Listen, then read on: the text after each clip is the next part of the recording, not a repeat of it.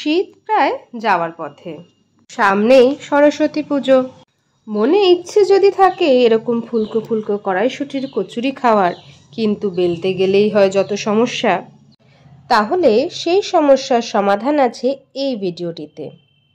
নমস্কার বন্ধুরা, রকমারি রেসিপিস চ্যানেলে সবাইকে স্বাগত। আর আজকের রেসিপি হলো ফুলকো ফুলকো কড়াইশুঁটির কচুরি, যাতে নেই কোনো রকম বেলন চাকি দিয়ে বেলার ঝামেলা। চলো তোমাদের বলি কিভাবে বেলন চাকি ছাড়া বানাবে এই কড়াইশুঁটির কচুরি। প্রথমে ময়দা মেখে নেব। ময়দা মাখার সময় দেব 1 ছোট চামচ নুন আর তেল দিয়ে আগে ভালো করে ময়ান দিয়ে নিতে হবে। ময়ান মানে হচ্ছে এরকম তেল আর নুন দিয়ে ময়দাটাকে ভালো করে মেখে নিতে হবে। এরকমভাবে মেখে নেব এবং এরকম যখন মুঠো করা যাবে ময়দাটা, তার মানে ময়ানটা ঠিকঠাক হয়েছে। এরপরে একটু একটু জল দিয়ে ময়দাটাকে ভালো করে মেখে নেব। একবারে কখনোই বেশি জল দেব না, অল্প অল্প জল দিয়ে এরকমভাবে আস্তে আস্তে ডোটা বানাবো। ভালো কচুরি তৈরি করতে গেলে কিন্তু ময়দাটাকে একদম পারফেক্টলি মাখতে হবে। এইটা হচ্ছে পারফেক্ট কনসিস্টেন্সির ডোয়ের। ঠিক এরকম হবে ফাইনাল ডোটা। এবং তারপরে উপরে লাগিয়ে দেব তেল এবং ঢাকা দিয়ে রেখে দেব অন্তত আধা ঘন্টা। ডোটা যতক্ষণ রেস্ট করছে ততক্ষণে আমি মটরশুঁটি দিয়ে স্টাফিংটা বানিয়ে নেব। একটা মিক্সার গ্রাইন্ডারে নিয়ে নিলাম ছাড়ানো মটরশুঁটি, অল্প পরিমাণ জল, 1 ছোট চামচ নুন এবং তারপর গ্রাইন্ডার ঘুরিয়ে ভালো করে মটরশুঁটি বেটে নিলাম। এইবারে একটা প্যান গরম করে তাতে দেব তেল এবং তেল গরম হওয়া অবধি একটু অপেক্ষা করব। গরম তেলে দিয়ে দেব সামান্য পরিমাণ হিং এবং হিঙের সুন্দর গন্ধটা বেরোলেই দিয়ে দিলাম একটা বড় সাইজে পেঁয়াজ কুচোনো। এইবার পেঁয়াজটা ভালো করে সুন্দর গন্ধ আসা অবধি ভেজে নিতে হবে। খুব কড়া ভাজতে হবে না, এরকম কালারটা চেঞ্জ হওয়া অবধি ভাজতে হবে। এবং তারপরে দিয়ে দিলাম মটরশুঁটির পেস্টটা। এইবার কাজ একটাই, পেঁয়াজের সাথে মটরশুঁটির পেস্টটাকে ভেজে নেব এবং সামান্য পরিমাণ নুন দিয়ে দিলাম।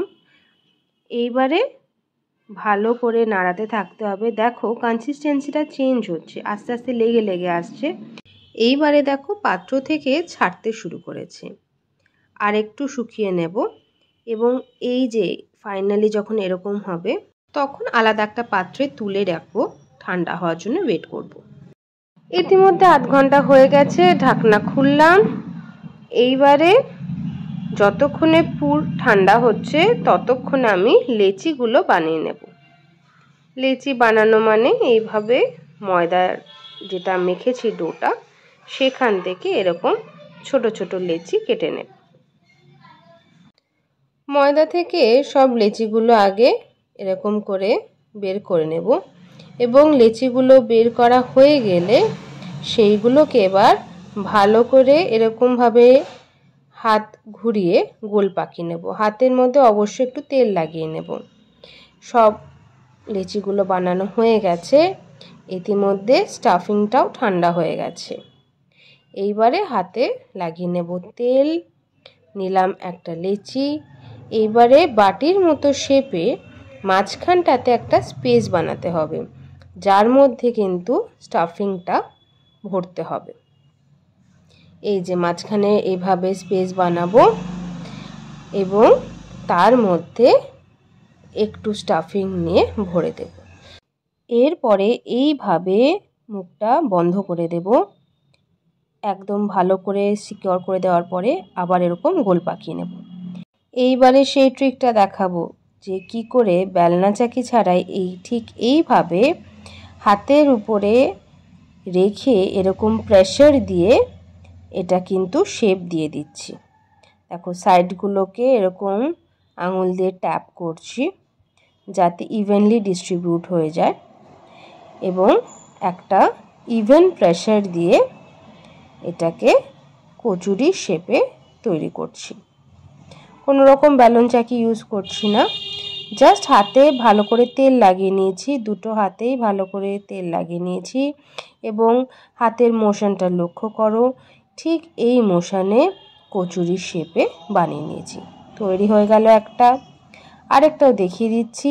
হাতে তেল নিয়ে নিলাম, লেচিটাকে প্রথমে এরকম বাটির শেপে বানিয়ে নিলাম, মাঝখানে একটা স্পেস তৈরি করলাম যার মধ্যে স্টাফিংটা ভরবো।